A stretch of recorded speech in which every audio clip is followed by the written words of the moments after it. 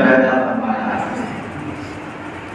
تمہارے باپ دادا کو پیدا فرمایا، لعلکم تتقون، تاکہ تم تقوی تقی پرہیزگار بن سکو۔ اللہ تبارک و تعالیٰ کتاب و صفات کے بعد میں آگے ارشاد فرماتا ہے، الذی خلق لکم ما فی الارض جميعا، الذی خلق لکم، جس نے تمہارے لیے بنایا آسمان زمین۔ یا ایھا الناس اعبدوا ربکم الذی خلقکم والذین من قبلکم لعلکم تتقون، الذی جعل لکم الارض فراشا والسماء بناء۔ وہ خدا جس نے آپ کے لیے، تم سارے لوگوں کے لیے زمین کو بچھونا، آسمان کو چھایدار بنایا، آسمان کو چھت بنایا۔ اللہ تبارک و تعالیٰ آگے ارشاد فرماتا ہے، الذی جعل لکم الارض فراشا والسماء بناء وانزل من السماء ماء۔ وہی خدا جس نے آسمان سے بارش نازل فرمایا اور تمہارے لیے گھاس، تمہارے لیے رزق عطا کیا۔ الذي جعل لكم الارض فراشا والسماء بناء وانزل من السماء ماء فاخرج به من الثمرات رزقا فلا تجعلوا۔ وہی خدا جس نے آسمان سے بارش نازل فرمایا، تمہارے لیے رزق پیدا فرمایا۔ اے لوگو فلا تجعلوا للہ اندادا وانتم تعلمون، تم اللہ کے لیے شرک نہ کرو، اللہ کے لیے شرک نہ کرو۔ تو آیت مبارکہ دو آیتیں میں نے پڑھی ہے۔ پہلی آیت میں اللہ تبارک و تعالیٰ نے فرمایا عبادت کرو اس رب کی جس نے تجھے بنایا، تمہارے باپ دادا کو بنایا، تاکہ تم پرہیزگار بن سکو۔ دوسری آیت میں اللہ تبارک و تعالیٰ نے ارشاد فرمایا کہ تمہارے لیے زمین کو بچھونا اور آسمان کو چھت بنایا، پھر آسمان سے بارش نازل کیا تاکہ تمہارے لیے رزق پیدا ہو۔ سبحان اللہ، اللہ اکبر۔ ہمارے کالونی کے مشرف فیروز بیمار ہیں، اللہ تعالیٰ کو شفا دے، اللہ تعالیٰ کو شفا کاملہ عاجلہ دے، آمین۔ تو دو آیت میں دو چیزیں کلیئر ہے کہ تم عبادت کرو اس رب کی جس نے تجھے بنایا، تجھے پیدا کیا۔ صرف نہیں کہ تمہارے باپ دادا جتنے پیڑھی اوپر گزرے ہیں، سارے لوگوں اسی خدا نے بنایا ہے۔ اور عبادت کیوں کرو؟ تاکہ تم پرہیزگار بن سکو، تقویٰ تمہارے اندر آ سکے، خدا کی یاد آ سکے، خدا کا ڈر آ سکے۔ بغیر عبادت کے انسان خدا کو یاد کرتا نہیں ہے اور اس کے اندر تقویٰ طہارت آ نہیں سکتی ہے۔ آپ اپنے سماج میں دیکھتے ہوں گے کہ بہت سارے لوگ جمعہ پڑھتے، 5 وقت تو پڑھتے نہیں ہیں، جمعہ بھی نہیں پڑھتے۔ وہ لوگ جو جمعہ نہیں پڑھتے ہیں نا، ان کو آپ ٹرائی کر کے دیکھو گے کہ آپ سے اور ان سے آسمان زمین کا فرق ہوگا عادت کے اعتبار سے۔ آپ ہر جمعہ تقریر سنتے ہیں تو کچھ گیان، کچھ علم آپ کے ذہن میں آتا ہے، ڈر لگتا ہے، خدا سے ڈرتے ہیں، بہت اچھی بات ہے۔ مگر وہ بدقسمت انسان جو جمعہ کی نماز چھوڑ دیا، اسے خدا یاد آتا نہیں ہے، اسے خدا یاد آتا نہیں ہے۔ وہ شراب بھی سمجھے گا پانی کی طرح پیے گا، جوا بھی کھیلے گا کھلونا کی طرح، ہر حرام کام میں وہ شامل ہے، اس کے اندر ڈر نہیں ہے۔ اسی لیے خدا نے کہا تم عبادت کرو تاکہ تمہارے اندر خدا کا ڈر آئے۔ بہت اچھی چیز ہے انسان کی بھلائی کا ایک اہم درجہ کہ تم عبادت کرو تاکہ تمہارے اندر تقویٰ، خدا کا ڈر آئے۔ اور جب انسان عبادت کرتا ہے اس کے اندر تقویٰ طہارت جب آتی ہے نا، تب وہ انسان ایک انسان کی روپ میں آتا ہے۔ اور جو انسان خدا کی عبادت نہیں کرتا، خدا کی خدا کے ساتھ ڈرتا نہیں ہے، اس کے اندر انسان کے روپ میں شیطان تصور ہے۔ اللہ کا لاکھ لاکھ شکر ہے کہ ہم سب کو اللہ نے اتنی طاقت دی ہے کہ خدا کی عبادت کر سکیں، الحمدللہ۔ آگے خدا نے ارشاد فرمایا کہ وہی خدا کی عبادت کرنا چاہیے خدا کی، تو آگے اللہ نے فرمایا کہ ان کا جواب یہ ہے کہ اس خدا نے تمہارے لیے زمین کو بچھونا بنایا۔ اگر زمین نہیں رہتی تو کوئی ہوا میں انسان سوتا نہیں، گر جائے گا۔ اگر زمین نہ رہتی تو ساتھ زمین گر کے جہنم میں وہاں تک پہنچ جاتا۔ یہ اللہ کا لاکھ لاکھ شکر ہے کہ ہمارے سونے کے لیے، ہمارے ٹھہرنے کے لیے اللہ نے زمین بنایا۔ آگے خدا نے کہا یہ آسمان ہے، اگر آسمان خدا نہیں بناتا تمہاری آنکھیں چونیا جاتی، تمہاری آنکھیں ہاتھ پار نہیں کر پاتی۔ اس آنکھوں کو روکنے کے لیے، اس ہماری سوچ فکر کو روکنے کے لیے اللہ نے آسمان بنایا۔ سبحان اللہ، اس سناؤ نے اسے بتا دیا اللہ کے نام کو فرمایا۔ پھر اس آسمان میں مرلاتا ہوا اللہ تبارک و تعالیٰ نے پانی بادل دیا، اس بادل کو زمین میں برسایا، پھر وہ زمین سے آگ بیج بوتے ہوئے۔ آگ ایک بیج کو تو بیج کھانے کے قابل نہیں ہے، اللہ کی قدرت دیکھیے، اس بیج کو زمین میں بوتے ہیں، پھر بارش یا پانی سے اس کو سینچا جاتا ہے، وہ بیج گل جاتی ہے، وہ بیج سڑ جاتی ہے، پھر سڑنے گلنے سے اللہ نے ایک خوبصورت پودا پیدا فرما دیا۔ کیوں؟ آپ کے لیے، آپ انسانوں کے لیے۔ پھر اس پودے سے اللہ نے اس کے شاخ باغ دیا، اس میں رزق پیدا کیا۔ دھان بوئے تو دھان ہوگا، گیہوں بوئے تو گیہوں ہوگا، مکئی بوئے تو مکئی ہوگا، پاٹ بوئے تو پاٹ ہوگا، جو کچھ بولتے ہیں وہی ہوگا۔ اللہ فرماتا ہے وہ تمہارے لیے رزق ہے، تمہارے کھانے کا سامان ہے۔ اللہ فرماتا ہے آگے فلا تجعلوا للہ اندادا وانتم تعلمون۔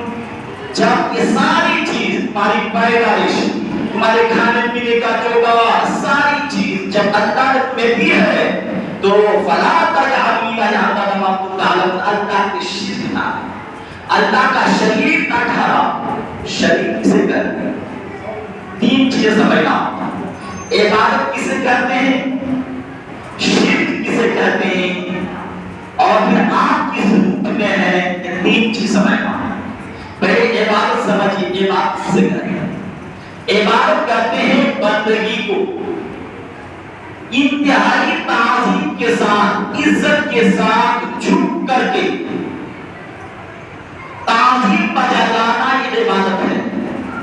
انتہائی تعظیم کے ساتھ جھک کر کے بندگی بجا لانا، یہ عبادت ہے۔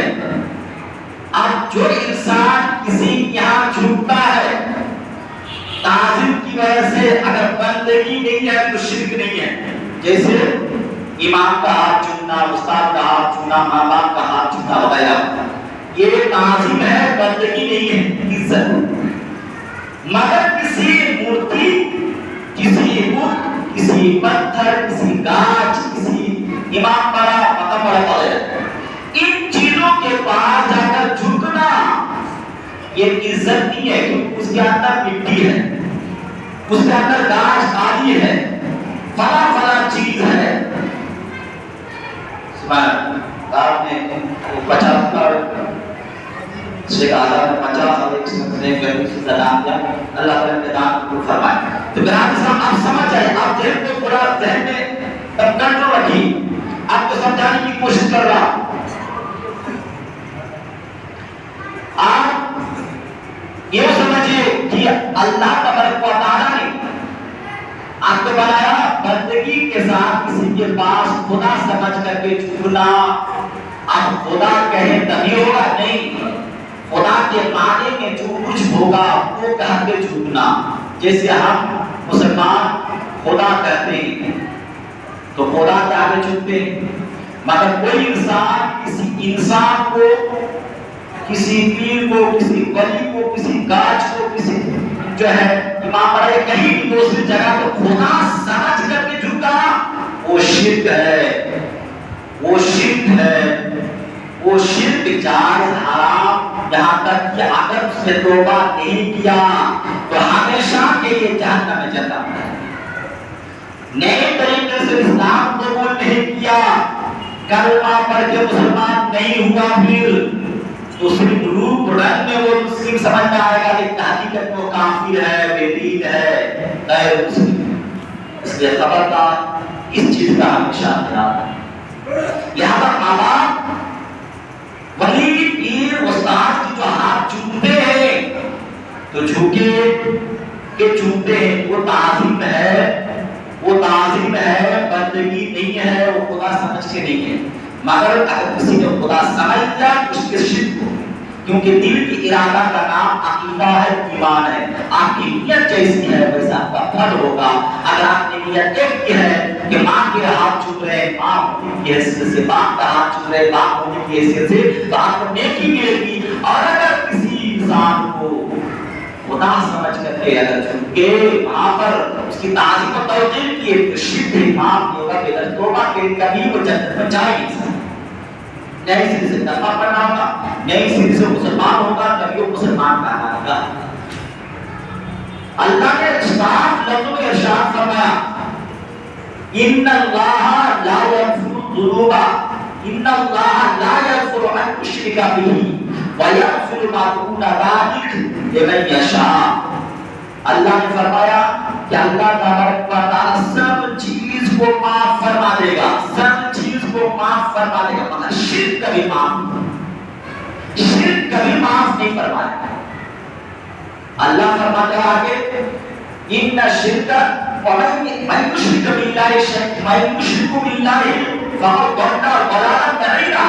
جس نے شرک کیا وہ راہ راست سے دور بھاگ گیا، جنت کے راستے سے دور بھاگ گیا، اور دور چلا گیا، وہ گمراہ ہو گیا، وہ جہنمی بن گیا۔ لہذا اس چیز کا خیال ضرور رکھیں۔ دوسری چیز، اب شرک کسے کہتے ہیں سمجھیں۔ شرک کرنے چار چیزوں میں اللہ کے برابری کرنا، اللہ کی ذات میں برابری کرنا، اللہ کے نام کے ساتھ برابری کرنا، اللہ کے فعل کے ساتھ برابری کرنا، اللہ کے حکم کے ساتھ برابری کرنا۔ یہ چار چیزوں میں شرک ہوتا ہے۔ اللہ کی ذات کے ساتھ برابری کرنا، جیسے ہم اللہ کو مانتے ہیں لیکن غیر مسلم وہ بھگوان کسی اور کو کہتے ہیں، یہ ذات میں ہو گیا، یہ ذات میں شرک ہو گیا، لہٰذا یہ جہنمی ہے۔ نام میں شرک کرنا، مثال کے طور پر ہم اللہ کو خدا کہتے ہیں، اللہ کو رحمان کہتے ہیں، اللہ کو غفار کہتے ہیں، اللہ کو ستار کہتے ہیں، اللہ کو جبار کہتے ہیں، اللہ کو قدوس کہتے ہیں، اللہ کو کریم کہتے ہیں، اللہ کو رحیم کہتے ہیں۔ یہ جو نام ہے یہ اللہ ہی کا نام ہے، مگر اس انسان کو اللہ کہہ دینا، کسی دوسری چیز کو خدا کہہ دینا، کسی کو رحمان کہہ دینا، کسی کو غفار ستار کہہ دینا، یہ شرک ہے۔ مگر لوگ بہت سارے لوگ کا نام عبد الغفار ہے تو غفار کہتے ہیں، قدوس ہے تو عبد القدوس ہے تو قدوس کہہ دیتے ہیں، کہ یہ حرام ہے، شرک نہیں ہوگا، چونکہ وہ اس کے نام پکار رہے ہیں، وہ خدا نہیں سمجھ نام پکار رہے ہیں، اس لیے حرام ہوگا، ناجائز ہوگا، گناہگار ہوگا، مگر شرک نہیں ہوگا۔ ہاں اگر کسی نے خدا سمجھ کر کے اسے غفار ستار قدوس بولا، جبار کسی کو خدا سمجھ کر کے بولا، خدا کو خدا کے علاوہ کسی کو خدا سمجھ کر کے خدا کا نام پکار کر کے بولا، وہ شرک ہو جائے گا، وہ حرام کیا بڑی شرک ہے۔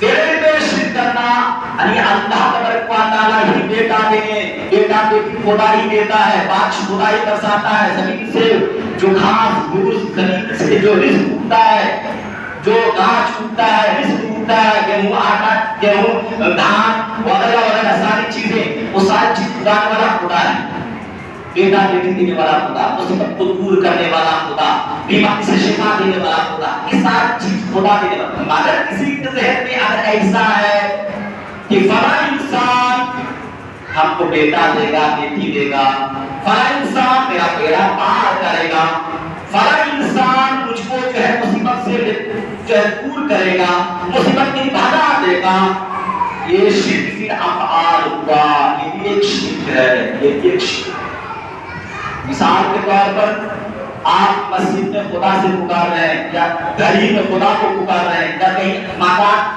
کہیں دکان، کہیں فیلڈ میں، کہیں زمین میں، کہیں کھیت میں خدا کو پکار رہے ہیں، اللہ کی مصیبت کو دور کر، میرا بیٹا بیٹی نہیں آتا، میرے جو بیٹا بیٹی تھے میری رماز و شفا دی، جائز ہے، اچھی بات ہے، آپ کو نیکی ملے گی، آپ کو ہو سکتا ہے دعا قبول ہو۔ اب یہ چیز خدا کے لیے ہے، مگر اس انسان نے کیا کیا؟ موڑ دیا، اور کسی کے امام بڑا مقام بڑا یا کہیں اور جگہ میں یا ندی نالے میں یا کسی گاج کے پاس کہہ دیا مجھے بیٹا دے، مجھے بیٹی دے، میری مصیبت دور کر، میری بیماری ٹھیک ہو جائے۔ اللہ کے علاوہ، اللہ کی بارگاہ کے علاوہ کسی دوسری چیز بارگاہ میں جا کر یہ سب بول رہا ہے، یہ شرک فی الافعال ہوا، یہ ہمیشہ جہنم میں جل جائے۔ جب تک توبہ کر کے مسلمان نہ ہوگا، وہ کلمہ پڑھ کے مسلمان نہ ہوگا، وہ مسلمان نہیں ہو سکتا۔ کلمہ پڑھ کے نئی طریقے سے مسلمان ہوگا، تبھی وہ جنت کی مسلمان کا جنت کے جانے کے لائق ہوگا، ورنہ سب نالائق جہنم۔